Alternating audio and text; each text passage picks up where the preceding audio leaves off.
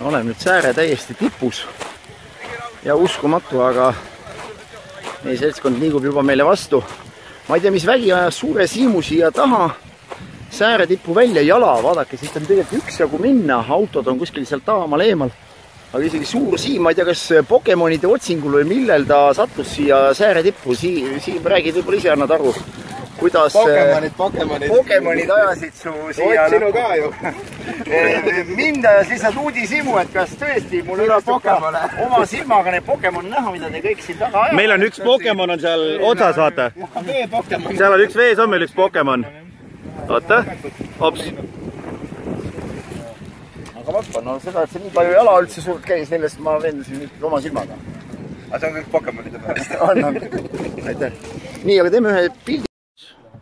Luban ette kanda, miks viibisite? Miks viivitasite? Ei näinud, kuhu sõita. Sest tolmuna oli kuidagi, ma ei tea, keegi tolmutas. Tolm oli täitsa tõmbamata või?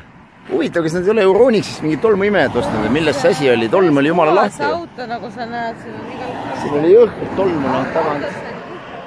Tolmune tee oli jah, kruusatee. Aga tegime viimase peatuspaiga siis vahepeal käisime Pankrannikul ja tegime Fit Camp, jah, need autod peale juba. Targemad ja andekamad on juba jõudnud joonistada. No mis sa teed? Mis sa teed, kui seda hoidu on antud, ega siis sa oled kõigeks võimeline. Nüüd inimesed saate ka aru, et kui selline mees mööda käib, et hommikul näete, et teil on midagi auto peale kirjutatud, et pese mind või mis seal need on, need kõige andekamad, siis vaat selline näebki selline mees välja, kes väga suure tõenäosusega on tekitanud teise auto peale sellised jäljed. Nii et jah, lihtsalt teadmised. Kui ma saaksin ühe sihukese netikommari, saaksin ka kätte niimoodi selle ette, video ette, võib-olla kuuled, äkki me avastame sinust ka selles kommari ka veel sinust, siis... Ei, seda, et ei leia. Lihtsalt huvitav oleks näha, et vaata, kui inimene tuleb linnas vastu, et milline ta välja näeb, eks ole ju, siuke tüüpiline. Nii, aga Teemu Marti väli on siin siis, näete. Siit läheb ja sinna me suundume. Nii, et vaatame selle kandiga üle. Niimoodi. Restoran Mais. Tarmo pood. Jah, sa viitasid õigel asjal, me tänava lõpus on Tarmol oma pood. Mul oli Oti mõis oli tee peal, see on vahetult enne, ma mingite pudukaupadega ei tegele siin. Meil auto hästi. Aru saada, aga meil on tulnud restorani Mais ja väga lihtsalt põhjusel. Keha vajab kinnitamist ja üks Tiim Kiivikas liige, Sten Märtin on siin nimelt just peakokk. Ja no kuule, kui sa tuled õpilastega külla, siis oleks nagu patka kuhugi mujale restorani minna. Vaatame ära, kui head sööki siin pakutakse. Ja siis teate ise ka Kuressaaret külastades võib-olla siit läbi astuda. Tolli 7 aadres. Sul on juba suu, oled suutnud täis kaapida. Ta kurtis. Mille ta kurtis? Tal anti dieedipart. Dieedipart või? Kõige pigem part. Kõige pigem. Kuulge sõbrad, minge nüüd jutuga. Siin on näete, kus otsus on korralik, üks saab võtta riisi pastat nii palju kui vaja on part ja siis on see elus siuke garneering. Garneering vajab juba erilist tähelepanu, nagu näete. Ja tekitab isu küll, eks ole ju. Nii, siis ongi soovi korral riisi, pastart, tatart saab siit juurde iga mees nii palju kui tahab. Ja veel on mõned on tulemata. Nii, härra, juba söete?